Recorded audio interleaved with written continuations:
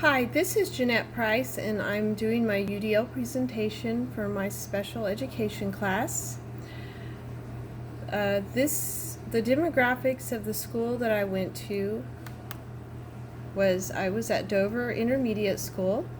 The grade level I was at was 4th grade. There were 11 females and 11 males in the class, 2 gifted children, 2 learning disabled, 3 visually impaired, 2 emotionally or behaviorally disabled, and the ethnicity of the class was 1 African American and 20 Caucasian students. The language in the classroom were all 22 students spoke English, and there were 2 special education students, 2 gifted and talented, and 0 ESL students. I gave a lesson called the Bird Beak Adaptation Lab, and the objective of this lesson was the students will be able to understand the advantages and disadvantages of the different variations of bird beaks by simulating birds with different types of beaks competing for various kinds of food with 100% accuracy. This lesson was about adaptations, so at the beginning of the lesson we did a discussion on what the kids remembered about adaptations, and they were able to raise their hands and tell me what they remember adaptations were. So we had a discussion on that, and then after that we did our experiment on bird beak adaptations.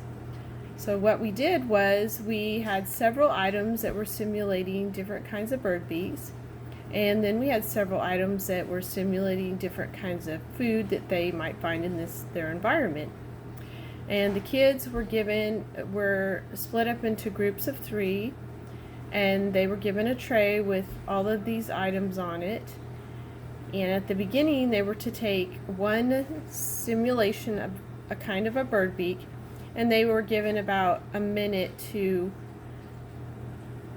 gather up as many of the food items with that kind of beak as they could in that 1 minute, and then we would stop and we would record the data of what kind of foods they were able to pick up and how many of each one, and then we would go and do the next bird beak simulation, and we repeated that until we were done with all of that we had, and then we would record all of it on our data sheet, and then they were able to tell which bird beaks were best for which kinds of food.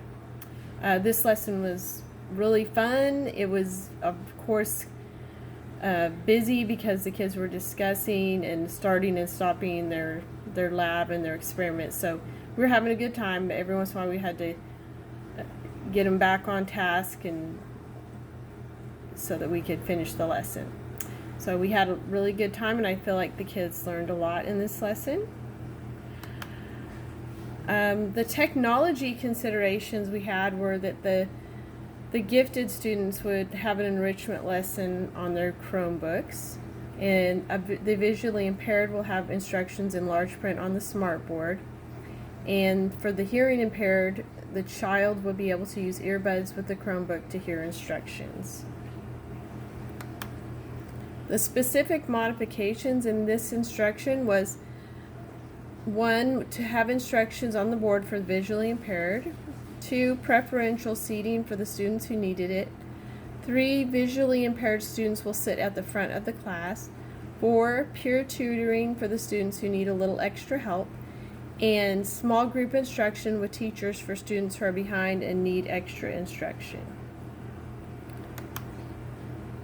Expectations of behavior were that the students needed to listen during the instruction quietly, and 2, the students need to raise their hands to answer questions to give respect to the other students when they're speaking. 3, we wanted them to have fun during the lab but to stay on task. And 4, to listen for the next instructions during the lab. That means paying attention so that we could keep doing the experiment. Whoa, I've lost my place. Sorry. I was hoping this wouldn't happen. Okay, hold on 1 second.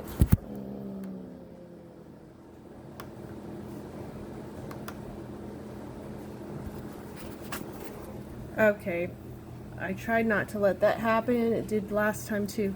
Routines to consider during the lesson were that the students will be respectful of the members of their group. They will keep that means that they're going to be polite to each other and give each other a chance to do their part of the experiment. To keep the discussions in their group at a low noise level, considering there was a lot going on and a lot of discussing going on. 3, the students will raise their hands to answer questions.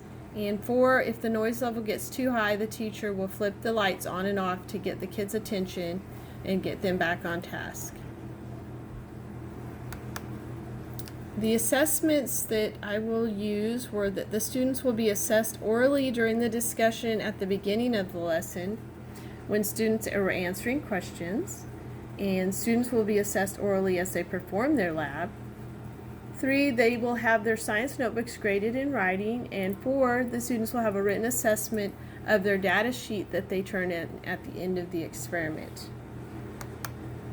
There are several UDL considerations that could be used if we had whatever modifications we might need, considering like might be students, obviously there's going to be students that are above grade level and they might need some extra enrichment activities added in, and there's going to be students that are below grade level that might need peer tutoring or small group instruction to add to their activities.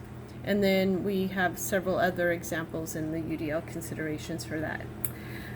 This class was a lot of fun. The lesson was fun to give, and I really enjoyed the interventions I did in this classroom. And I'd like to say thank you for this opportunity. Bye-bye.